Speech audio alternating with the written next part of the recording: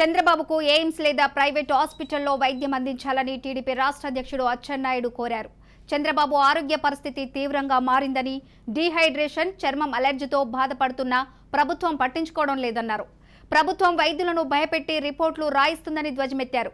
చంద్రబాబు ప్రాణాలకు హాని తలపెట్టాలనే కుట్ర జరుగుతోందన్నారు. కోరట్లు జాప్యం చేసుకుని చంద్రబాబుకు వైద్యం అందించేలా ప్రభుత్వానికి ఆదేశాలు ఇవ్వాలని కోరారు. చంద్రబాబుకు ఏదైనా జరిగితే ప్రభుత్వమే బాధ్యత వహించాలని అచ్చెన్నాయుడు హెచ్చరించారు.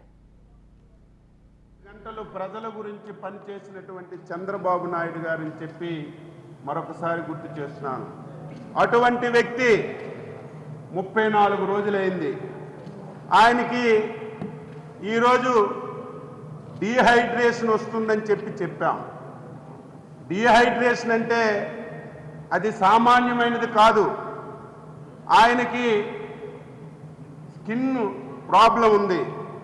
తప్పనిసరిగా ఏసీలో ఉండవలసినటువంటి అవసరం ఉంది.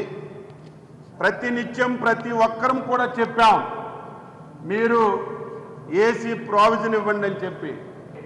30 రోజుల్లో 5 కేజీలు ఒకేసారి తగ్గడం వల్ల ఇది అత్యంత ప్రమాదకరంగా తయారైంది.